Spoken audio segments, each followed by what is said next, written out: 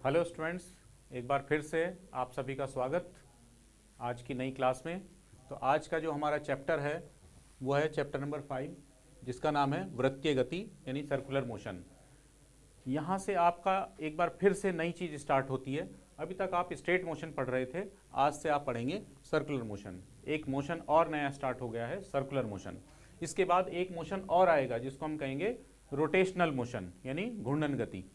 तो वृत्तीय गति पहले स्ट्रेट लाइन मोशन पढ़ा आपने, फिर वृत्तीय गति है, उसके बाद घूर्णन गति है। तो इस तरह से आपके मोशन बदलते चले जाएंगे। तो आज जो मोशन है आपका वो है वृत्तीय गति। तो जो वृत्तीय गति है उसके बारे में आपको कुछ टर्म को समझना होगा। पहले कुछ ऐसी टर्म हैं, कुछ ऐसे परिभाषाएं हैं जो आपको समझनी जरूरी हैं ताकि ये चैप्टर अच्छे से समझ में आ सके।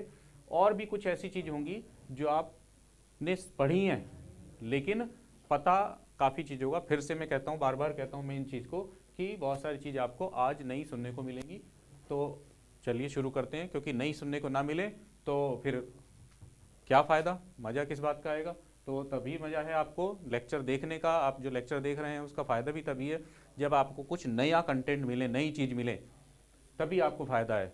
मुझे आपको उस लेवल पर लेकर के जाना ही है जिस लेवल पर आप अपने आप को जस्टिफाई करेंगे कि मैं एक अच्छा इंजीनियर हूँ, ठीक है। ताकि आपके अंदर वो समझ पैदा हो सके कि जो टेक्नोलॉजी आप जो पढ़ना चाह रहे हैं और जिस टेक्नोलॉजी में आप चले गए हैं, जिस फील्ड में आप चले गए हैं, उसकी समझ पैदा करना, वो उसका रास्ता यहीं से होकर के जाता है, इस फिजिक्स से ही होकर के जाता है उसका रास्ता। तो फिजिक्स में आपको इतना अच्छा मैं कर दूंगा, इतना लेवल आपको मैं उस लेवल तक ले जाऊंगा जहां पर आपको वो समझ पैदा हो जाएगी ताकि आप बाकी चीज़ों को आसानी से समझ सकें। तो चलिए शुरू करते हैं।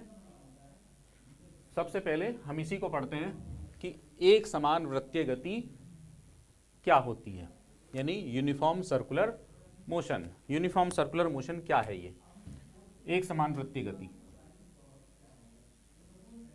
जब भी कोई बॉडी या कोई कण, जिसको हम कण कह सकते हैं, या कोई बॉडी किसी ऐसे पथ पर एक समान चाल से गति करती है जिसका कोई एक सेंटर हो, उस सेंटर से एक निश्चित दूरी पर गति करती है, यानी एक सर्किल में गति करती है, तब हम कहते हैं सर्कुलर मोशन। अब चूंकि यहाँ पर स्पीड जो है वो यूनिफॉर्म है, यानी जो एक समान है, उसकी जो गति है, चाल है, वो एक समान है, इसलिए हमने इसका नाम दिया यूनिफॉर्म सर्कुलर मोशन। हालांकि ऐसा जरूरी नहीं है कि वो एक समान चाल से ही चले, पर यहाँ पर आपके लिए डिप्लोमा लेवल के लिए जो मोशन है वो यूनिफॉर्म ही होगा, यूनिफॉर्म सर्कुलर मोशन होगा। थोड़ा सा मैं इसके बारे में आपको बाद में बताऊंगा कि अगर यूनिफॉर्म सर्कुलर मोशन नहीं होगा तब क्या क्या बात हो सकती है, थोड़ा सा उसका आइडिया दूंगा। लेकिन आप ये मान के चलें कि आपका जो डिप्लोमा लेवल है उसके अंदर जो मोशन है वो यूनिफॉर्म मोशन है। सर्कुलर मोशन कैसा है? यूनिफॉर्म सर्कुलर मोशन है, यानी एक समान वृत्तीय गति है, ठीक है। तो ये है आपका एक समान वृत्तीय गति।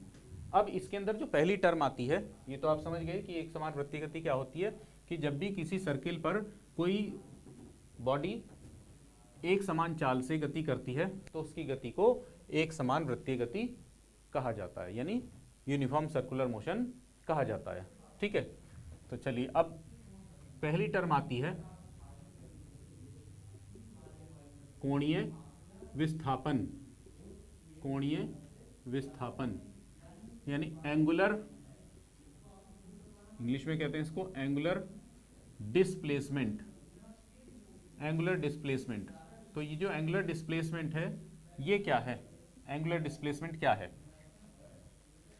आपने डिस्प्लेसमेंट पढ़ा है, ठीक है। डिस्प्लेसमेंट क्या था कि किसी एक पॉइंट से दूसरे पॉइंट, मान लेते हैं कि ये एक बॉडी यहाँ पर थी और वो यहाँ से गई और फिर ये गई और फिर ये गई और फिर ये गई और फिर यहाँ से आ गई, तो इन दोनों इनिशियल फर्स्ट पॉइंट और सेकंड पॉइंट के बीच में कितना डिस्प्लेसमेंट हो गया, कितना विस्थापन हो गया, जो विस्थापन है वो कितना हो गया। तो हम चूंकि स्ट्रेट मोशन था, हम क्या करते थे, फर्स्ट से और लास्ट पॉइंट जो है उसका जो शॉर्टेस्ट डिस्टेंस था, जो सबसे कम शॉर्टेस्ट डिस्टेंस कहेंगे जिसको हम, वो कहलाता था विस्थापन, ठीक है। ये हमने पढ़ा था जब स्ट्रेट मोशन था। अब कैसा है सर्कुलर मोशन? तो सर्कुलर मोशन में जो डिस्प्लेसमेंट है वो किस तरह का होगा? डिस्प्लेसमेंट को हम इसके अंदर लेते हैं, यानी एंगुलर डिस्प्लेसमेंट, कोणीय विस्थापन को किस तरह से लेते हैं? कोणीय विस्थापन को लेते हैं कि कोई बॉडी यहां से चलती है, मान लेते हैं, समझने की कोशिश करें कि यहां से चलती है ए पॉइंट से, मान लेते हैं, ठीक है, ए पॉइंट से चली इधर की तरफ को, और कुछ देर बाद यहां से चलिए, कुछ देर बाद वो इस बी पॉइंट पर पहुंच गई, ठीक है, इस बी पॉइंट पर पहुंच जाती है। तो हम क्या देख रहे हैं कि यहां जो ऑब्जर्वर है, यहां जो ऑब्जर्वर है, ठीक है, यहां से जो देख रहा है इसको, ये और ये एक ही वस्तु है, पॉइंट अलग अलग हैं। तो ये ऑब्जर्वर जब यहां देखा और फिर यहां देखा तो उसको लगा कि ये तो किसी एक एंगल से चल गई है, इसने तो कोई एक एंगल कवर किया है ये, ठीक है। अगर हम इसकी टर्म में लें तो इसने ये क्या देखता है कि ये तो एक एंगल कवर हो गया, तो ये जो एंगल कवर हुआ है, जो कोण एक कवर हुआ है, इसी को हम कहते हैं कोणीय विस्थापन। तो इसके लिए जो विस्थापन हुआ वो एंगल की टर्म में होगा, तो इसी को हम कहा जाता है कोणीय विस्थापन। इसको हम डेल्टा थीटा या थीटा से डिनोट करते हैं। मान लेते हैं ये जो आर्क है, ये जो इस तरह से जो चाल चली है, यहाँ से यहाँ तक की जो दूरी है वो डेल्टा एस है, और ये पॉइंट ओ है मान लेते हैं, और जो इसका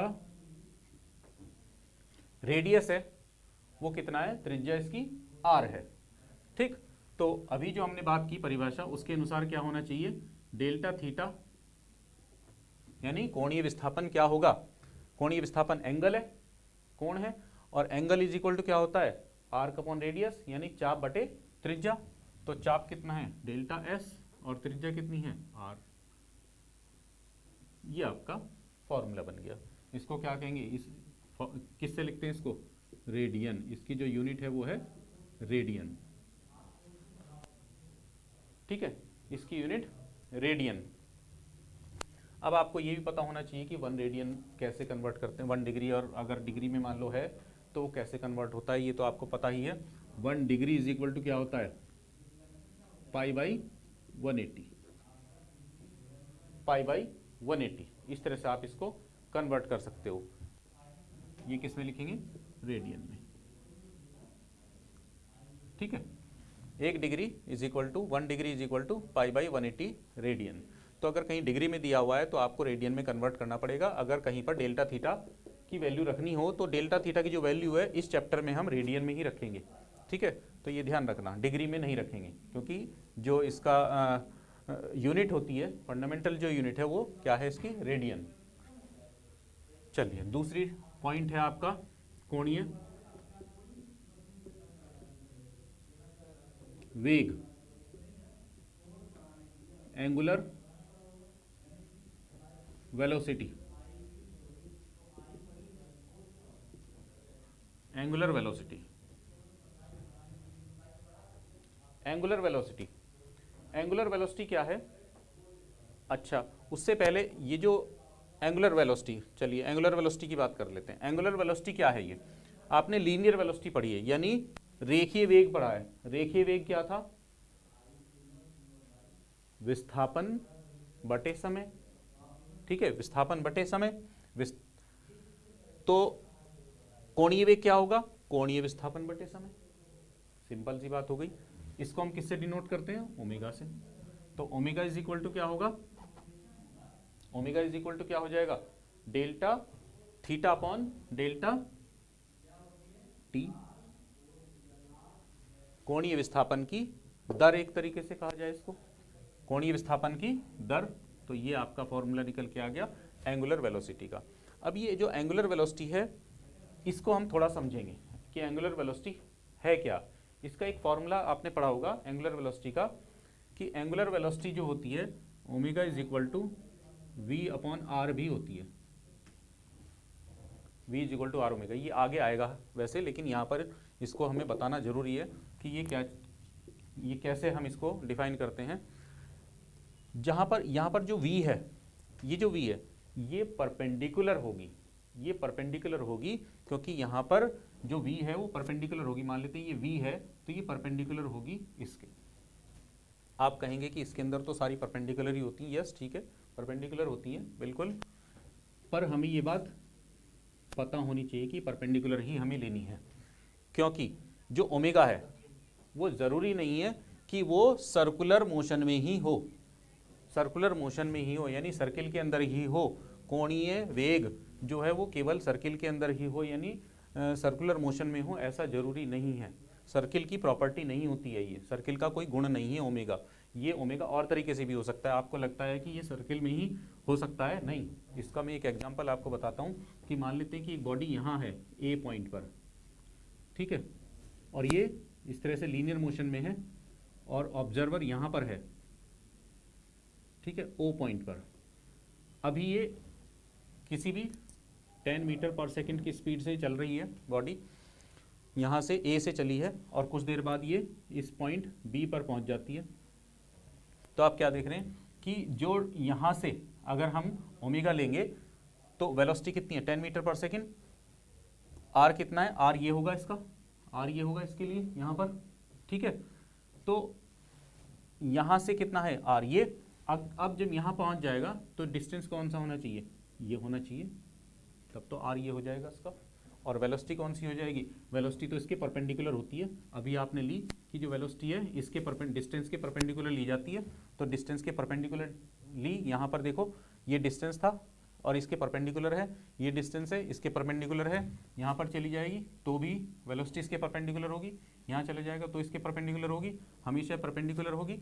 तो यहाँ पर भी परपेंडिकुलर होनी चाहिए, यहाँ पर तो थी ये परपेंडिकुलर, ठीक है, वेलोसिटी की डायरेक्शन ये थी, ठीक है, और डिस्टेंस ये था, तो डिस्टेंस ये हो गया, वेलोसिटी ये होगी, ठीक है। लेकिन यहाँ पर जब चला गया तो डिस्टेंस तो ये हुआ इसका, जो डिस्टेंस लेंगे यानी जो रेडियस यहाँ पर लेते थे वो तो ये हो गया।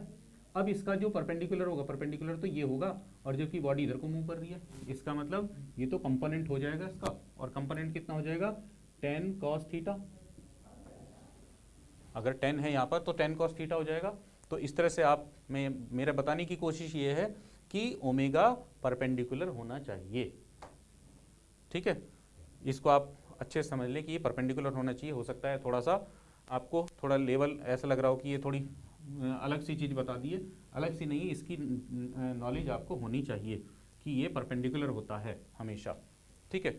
चलिए, तो इसका जो मात्रक है वो क्या होता है, रेडियन पर सेकेंड, रेडियन पर सेकेंड।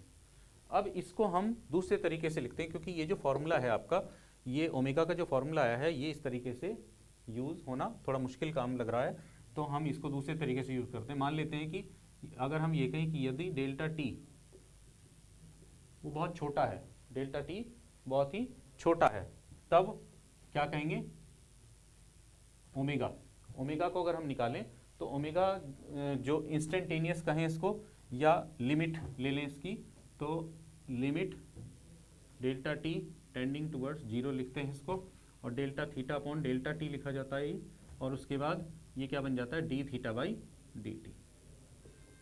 तो ये भी एक फॉर्मूला बन गया इसका, D theta by d t, ठीक है। अभी और चेंज करते हैं इसको, क्योंकि ये भी अभी डेरिवेशन वगैरह तो हम यूज़ कर सकते हैं इसको, लेकिन न्यूमेरिकल में यूज़ करना अभी भी हमारे लिए थोड़ा मुश्किल काम लग रहा है। तो इसको ऐसी टर्म में बदल लेते हैं ताकि हम इसको न्यूमेरिकल में भी बड़ी आसानी से यूज़ कर सकें।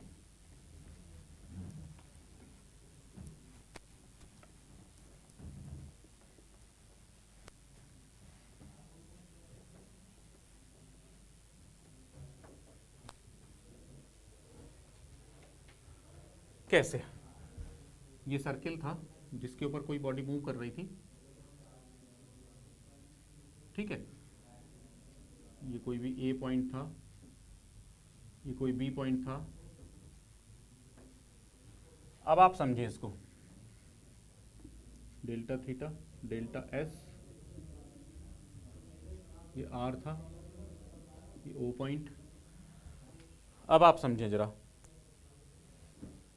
कोई बॉडी ए पॉइंट पर है और ये घूमते हुए, लगातार ऐसे घूमते हुए और वापस ए पॉइंट पर आ जाती है, तो डेल्टा थीटा की वैल्यू कितनी होगी, रेडियन में, ध्यान रहे रेडियन में कितनी होगी, जब यहाँ से ऐसे घूम करके यहाँ आ जाएगी वापस, बिल्कुल ठीक, कितना, 2 पाई, तो ओमेगा इज इक्वल टू 2 पाई, ठीक। तो डी थीटा कितना हो गया हमारा, 2 पाई, और यहाँ से यहाँ तक डी टी यानी टाइम, तो यहाँ से यहाँ तक लगा समय, एक राउंड पूरा हो गया, एक चक्कर पूरा हो गया है, तो एक चक्कर में जो समय लगता है वो कितना कहलाता है, यस, दोलनकाल यानी टी, तो इसको क्या लिखेंगे 2 पाई अपॉन टी, या टी इज इक्वल टू क्या होता है 1 अपॉन एन, तो क्या हो जाएगा 2 पाई एन, जहां पर टी दोलनकाल है, ये क्या है टाइम पीरियड, दोलनकाल या टाइम पीरियड, और एन क्या है चक्करों की संख्या, लेकिन कौन से वाली ध्यान रहे, चक्कर प्रति सेकंड यानी रिवोल्यूशन पर सेकंड, जिसको हम शॉर्ट लिख सकते हैं RPS, RPS revolution per second, एक सेकंड में लगाए गए चक्रों की संख्या, वो है एन। ये बहुत इंपॉर्टेंट है क्योंकि न्यूमेरिकल में ये प्रॉब्लम करेगा फिर बाद में कि ये चक्रों की संख्या क्या है, ये एक सेकंड में लगाए गए चक्रों की संख्या, और ये एक सेकंड में लिया गया, एक चक्कर में लिया गया समय होता है। ठीक है, तो ये था आपका फर्स्ट ये फॉर्मूला। आई थिंक ये भी क्लियर हो गया होगा। चलिए, बहुत बढ़िया चल रहा है।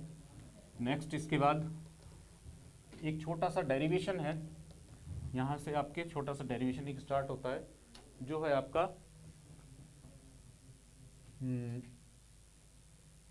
ओमेगा तथा v यानी कोणीय वेग और रेखीय वेग में संबंध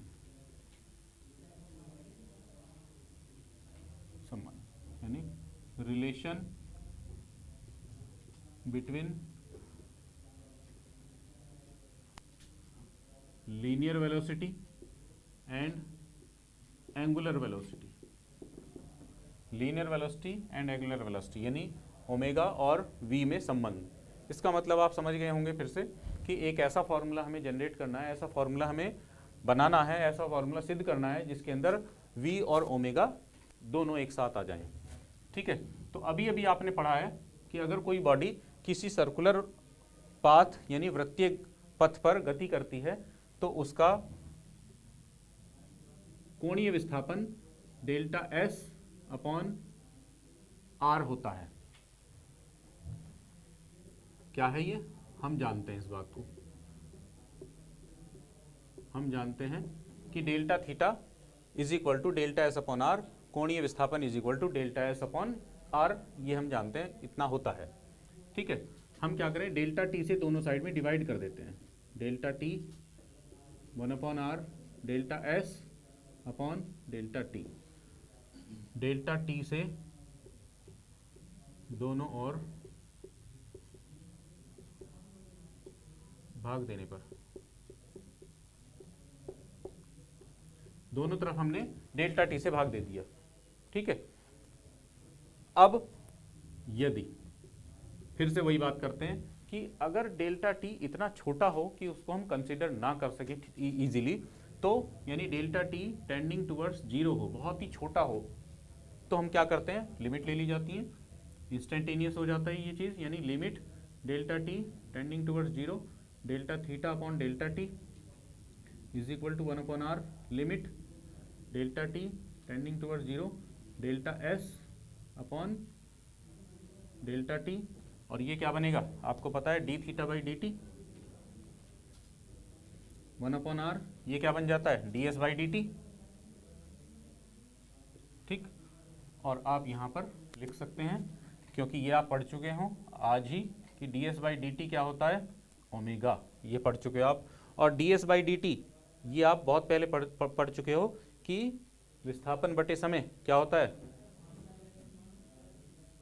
D s by d T, विस्थापन बटे समय इज इक्वल टू क्या होता है रेखीय वेग, लीनियर वेलोसिटी। ठीक, तो ये वैल्यू यहाँ पे सब्स्टिट्यूट कर देते हैं, तो क्या आ जाएगा आपका omega is equal to 1 upon r into v, या v is equal to are into omega. बहुत सिंपल सा एक फॉर्मूला आपका कैलकुलेट होकर के आ गया। तो यहाँ ध्यान रहे कि जो v है वास्तव में ये परपेंडिकुलर होना चाहिए।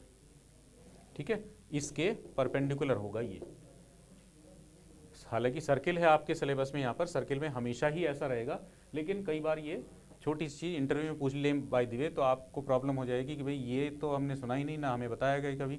तो वास्तविकता ये है कि जो वेलोसिटी है वो इसके परपेंडिकुलर होनी चाहिए। वो मैंने एग्जांपल आपको दे के बता दिया कि लीनियर मोशन में अगर कोई बॉडी चल रही थी और हम यहाँ से देख रहे थे तो ये तो ठीक है 90, लेकिन जब यहाँ पर जाएंगे तब भी तो एंगल चला, ठीक है। तो वहाँ पर परपेंडिकुलर इसके परपेंडिकुलर लेना होगा, यानी ये। तो इसलिए हमारा थोड़ा सा ही वैल्यू चेंज हो जाती है यहाँ पर। चलिए बहुत बढ़िया। इसके बाद नेक्स्ट आता है आपका एक टर्म और है भी, एंगुलर एक्सेलरेशन, कोणीय त्वरण।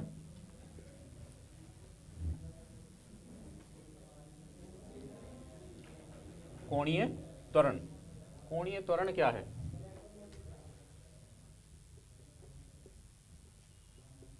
कोणीय त्वरण, एंगुलर एक्सेलरेशन।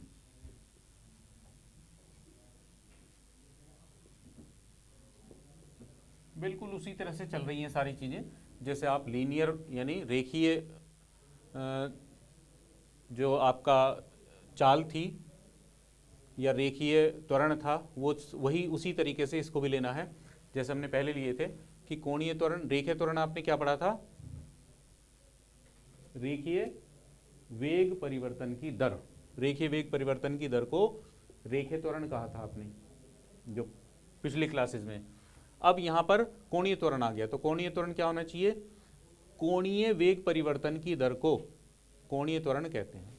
कोणीय वेग परिवर्तन की दर कोणीय त्वरण कहलाती है, यानी rate of change of angular velocity. Rate of change of angular velocity is called as angular acceleration, ठीक है। तो क्या लिखेंगे इसको? इसको हम अल्फा से डिनोट करते हैं, अल्फा। और अल्फा क्या होगा? Delta omega upon delta T. Rate of change of angular velocity यानी जो आपका कोणीय वेग है उसके परिवर्तन की दर, ठीक। ऐसे लिख लें या इसको ऐसे लिख लें, omega 2 minus omega 1 upon T2 minus T1। ऐसे भी लिख सकते हैं इसको आप। और ये होगा रेडियन प्रति सेकंड स्क्वायर, रेडियन प्रति सेकंड स्क्वायर। तो ये एक छोटा सा फॉर्मूला और था।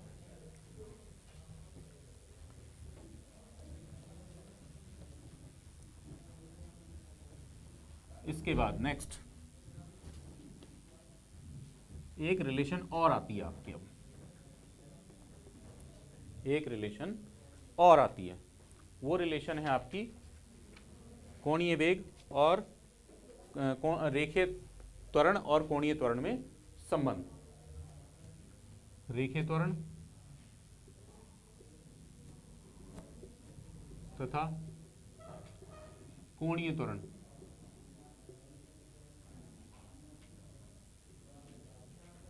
में संबंध।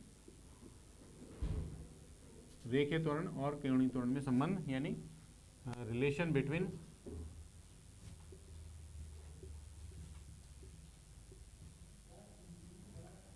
लीनियर, मैं इसको शॉर्ट में वैसे लिख देता हूं, ए एंड अल्फा, ठीक है।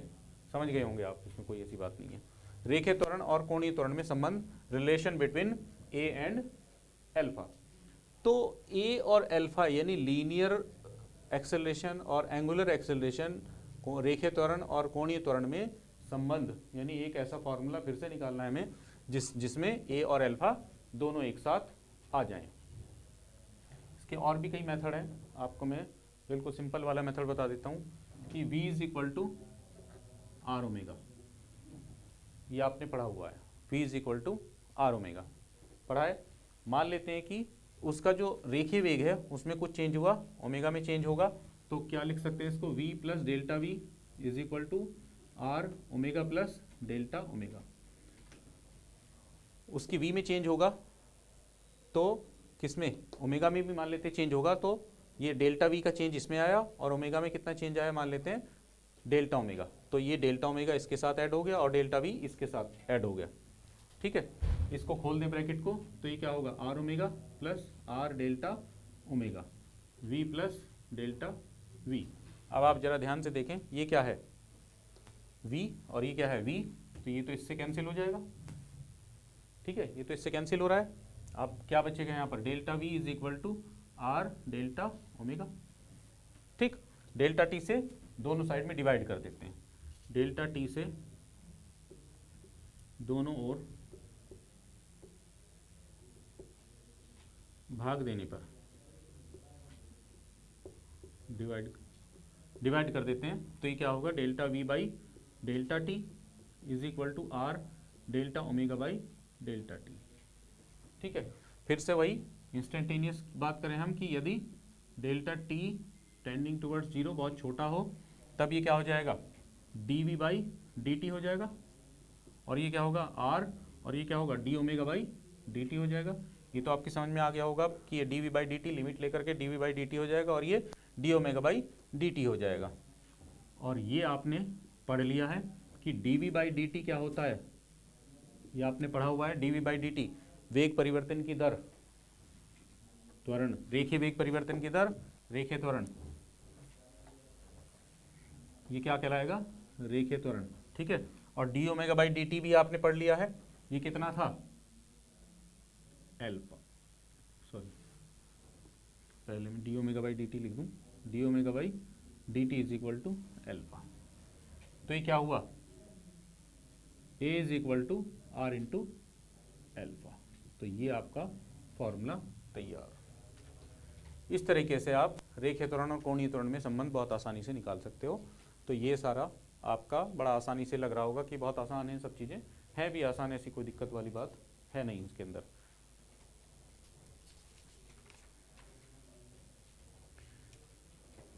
चलिए, इसके बाद आपने इक्वेशन ऑफ मोशन पढ़ी भी है, उन इक्वेशन ऑफ मोशन को इन फॉर्म में चेंज करें, अगर हम इसके लिए चेंज करें तो क्या होंगी।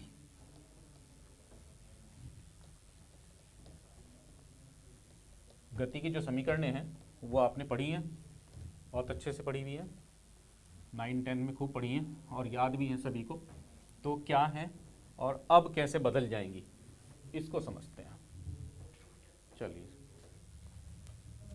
पहली इक्वेशन आपने पढ़ी है v is equal to you plus A t, खूब अच्छे से जानते हैं सभी, ये आपने पढ़ी है v is equal to you plus ए टी। अब इसको हम कन्वर्ट करना चाहते हैं किसके अंदर, ओमेगा, थीटा, अल्फा, इनकी टर्म में। तो इनकी टर्म में अगर हम चेंज करें तो क्या होगा, आप जानते हो ओमेगा इज इक्वल टू क्या होता है, sorry alpha is equal to क्या होता है omega 2 minus omega 1 upon t. ठीक है, अब ओमेगा 2 माइनस ओमेगा 1 को मैं लिख लेता हूं ओमेगा माइनस ओमेगा 0। ठीक है, ये समझें आप क्या क्यों लिखा, क्योंकि इसी रूप में फॉर्मूला आएगा, तो इसलिए मैंने इसको चेंज कर लिया है। ओमेगा अंतिम कोणीय वेग और ये प्रारंभिक कोणीय वेग, और ये लगा गया समय। तो इससे अगर हम इसको सिंप्लीफाई करें तो कितना होगा, ये होगा alpha t omega minus omega naught. ठीक है, तो ये क्या होगा omega is equal to omega 0 plus alpha t, ये बन गई इक्वेशन। इसके स्थान पर ये आ गई, देखो अंतिम वेग, यहाँ पर भी अंतिम वेग है, ये प्रारंभिक वेग है, यहाँ पर भी प्रारंभिक वेग है, लेकिन कौन सा है, ये कोणीय वेग। यहाँ पर ए है रेखीय त्वरण, यहाँ पर है कोणीय त्वरण, समय यहाँ पर भी समय। तो पहली इक्वेशन इस तरह से प्रूफ हो गई है। दूसरी इक्वेशन बहुत आसान है प्रूफ करना। ये कौन सी क्या होती है equation, s is equal to u t plus half alpha a t square. ये आपने पढ़ी है रेखीय चाल के लिए, जो आपका लीनियर स्पीड थी। यहाँ पर आपका जो मोशन है वो लीनियर था, इसके अंदर लीनियर मोशन था। अब आपका सर्कुलर मोशन है, तो उसमें ये कैसे कन्वर्ट होगी उसको समझें आप। बहुत आसान है। थीटा इज इक्वल टू कितना होता है? थीटा इज इक्वल टू होता है औसत कोणीय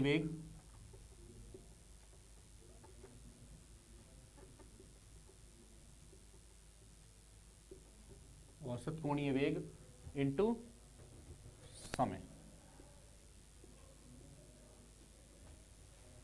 पढ़ाई आपने ये कोणीय वेग equal to delta theta by delta t, वही है एक तरह से, ध्यान से देखें। Omega equal to delta theta by delta t, इसको मैंने खाली थीटा लिख लिया और इसको समय लिख लिया, ऐसे लिख लिया, और कोई फर्क नहीं है इसके अंदर। तो अब इसको हम चेंज करते हैं, ये कितना आ जाएगा? औसत कैसे निकालते हैं? इनिशियल प्लस फाइनल बाई 2, ठीक है। Initial plus final omega 0 plus omega by 2 और समय टी थीटा, ठीक है। इसको आप सिंप्लीफाई कर लें। सिंप्लीफाई कैसे करें? सिंप्लीफाई करने से पहले ओमेगा की वैल्यू हमारे पास एक और है, तो इसको रख लें 1/2, और ये कितनी हो जाएगी? इसको अंदर ही रहने दें चाहे अभी। ओमेगा 0 प्लस ये कितनी होगी इसकी value? Omega 0 plus alpha t by 2 और into t. Theta is equal to कितना हो गया? 2 omega 0 plus alpha t divided by 2 into t. ये तो बहुत आसानी समझ में आ रहा होगा। तो कितना हो जाएगा? थीटा इज इक्वल टू, यहाँ से देखें अगर हम अलग अलग लें तो इस 2 से ये 2 कैंसिल होगा, तो यहाँ से तो बचेगा ओमेगा 0 प्लस यहाँ से क्या होगा? हाफ अल्फा टी स्क्वायर बचेगा, हाफ अल्फा टी स्क्वायर, क्योंकि एक टी बाहर से भी आएगा और ये वाला जो टी है इसके साथ भी मल्टीप्लाई होगा। तो ये हो गया ये इक्वेशन, इसी का रूप हो गया। आप देख रहे हो इसी तरह से आ गया। ये लीनियर डिस्प्लेसमेंट था, ये एंगुलर डिस्प्लेसमेंट आ गया, यानी ये रेखीय विस्थापन था, ये कोणीय विस्थापन आ गया। ये रेखीय वेग था प्रारंभिक, ये रेखीय कोणीय वेग आ गया प्रारंभिक। समय, ये समय, और ये था रेखीय त्वरण, ये कोणीय त्वरण। तो बिल्कुल सिंपल इसके पैरेलल तैयार होते जा रहे हैं फॉर्मूले। थर्ड इक्वेशन थी आपकी v square equal to u square plus 2as, ये थी थर्ड इक्वेशन। अब थर्ड इक्वेशन को कैसे प्रूफ करेंगे ये भी बहुत आसान है। क्या करेंगे हम? आपके पास सेकंड इक्वेशन थी, ये थी omega equal to omega 0 plus alpha t, ये आपका फर्स्ट इक्वेशन आ गई थी। अब क्या करें? इसका दोनों साइड से स्क्वायर कर दें, इसको इधर से स्क्वायर कर दें और इसको इधर से स्क्वायर कर दें। तो omega square equal to omega 0 square plus alpha square t square plus 2 omega 0 alpha t, ये आ जाएगा सिंप्लीफाई करेंगे अगर हम, ठीक है। अब जरा ध्यान से देखें इसके अंदर कि फर्स्ट इक्वेशन क्या थी हमारी? फर्स्ट इक्वेशन, उसके हिसाब से इसको नोट कर लें। इसमें से क्या करें? यहां से 2 और अल्फा कॉमन ले लें। अब आप कहेंगे कि 2 और अल्फा कॉमन कैसे ले सकते हैं? इसके अंदर से 2 और अल्फा कॉमन ले लें, कोई बात नहीं, जो बचता है उसको देखें। यहाँ पहले इसको लिखते हैं, ये क्या बचेगा? ओमेगा 0 टी बचेगा यहाँ पर, ठीक है। अब यहाँ से ध्यान से देखें, हमने कॉमन किस में से लिया है? इसमें से लिया है, ठीक है। कॉमन कहाँ से? इसमें से लिया है। तो यहाँ से जो कॉमन लिया है इसको समझें जरा कि 2 और अल्फा तो कॉमन आ गया, यहाँ से बचा ओमेगा 0 टी, और यहाँ से कितना बचेगा? 2 था ही नहीं, तो क्या आएगा? 1/2, ठीक है। अल्फा है और एक कॉमन आ गया, एक अल्फा बचेगा, अल्फा, और यहाँ से क्या है? T square. आगे होगा समझ में? Very good. ये क्या हुआ? इसको क्या लिख सकते हैं हम? थीटा। तो ये क्या हुआ? Omega 0 square plus 2 alpha theta, ये हुआ ओमेगा स्क्वायर। तो ये हो गई आपकी थर्ड इक्वेशन। तो तीनों इक्वेशन आपकी कन्वर्ट हो गई, ये हो गई, और ये दोनों हो गई, और ये दोनों हो गई। तीनों इक्वेशन आपके कन्वर्ट हो गई। अब जब ये यूज़ करें तो इसके हिसाब से आप इन्हें कहीं पे भी इस्तेमाल कर सकते हैं। तो ये थी आपकी इक्वेशन, ठीक है। क्लियर है यहाँ तक की बातें? इसके बाद जो नेक्स्ट टॉपिक हमारा आएगा, वहाँ से अलग तरह की चीज़ शुरू होती है, जिसको हम कहते हैं centripetal force and centripetal acceleration, यानी अभिकेंद्र बल एंड अभिकेंद्र त्वरण। तो अभिकेंद्र बल और जो अभिकेंद्र त्वरण है वो काफ़ी एक समझने की चीज़ है, बड़ी वाइड चीज़ है, जिसको हमें बहुत अच्छे से समझना होगा, क्योंकि उसी के आधार पर हम जो टर्न है उस पर, जो मोड़ पर हम सड़क को उठा देते हैं या हम झुक कर चलते हैं, वो सारी चीज़ें भी उसी के ऊपर डिपेंड करती हैं। तो उसे हमें बहुत अच्छे से समझना होगा। तो अगला जो लेक्चर है बहुत इंपॉर्टेंट होने जा रहा है आपका, क्योंकि उसके अंदर अभी जो त्वरण है आपके, जो एक्सेलरेशन है, आपने 1-2 टाइप के पढ़े होंगे, उसके अंदर मैं आपको 4 टाइप के एक्सेलरेशन बताऊंगा, 4 टाइप के एक्सेलरेशन, और उनके कारण भी बताऊंगा कि कौन सा कब होता है। सेंटीपिटल यानी अभिकेंद्र बल, अभिकेंद्र त्वरण कब पैदा होता है, ठीक है। एक आपने पढ़ा होगा टेंजेंशियल, स्पर्श रेखीय त्वरण, वो कब पैदा होता है, ठीक है। ये सारी चीज़ें मैं क्लियर करूंगा उस टाइम पर कि ये इन सबके कारण क्या है, क्यों, कहाँ कहाँ पर क्या क्या है, और इनको कैसे कैसे हमें कब कौन सा लेना है। सेंट्रीफ्यूगल फोर्स, अभी अपकेंद्र बल जिसे हम कहते हैं, वो कब लेना है, अभिकेंद्र बल क्या है, ये सारी चीज़ें बहुत अच्छे से आपको क्लियर होने जा रही हैं नेक्स्ट लेक्चर में। तो आज हम यहीं तक छोड़ते हैं। होप कि आपने एंजॉय किया होगा आज का लेक्चर, और इसे फिर से बार बार देखें और अच्छे से समझें। तो नेक्स्ट लेक्चर में फिर मिलते हैं, तब तक के लिए आप सभी पढ़ते रहें और स्वस्थ रहें। थैंक यू, धन्यवाद।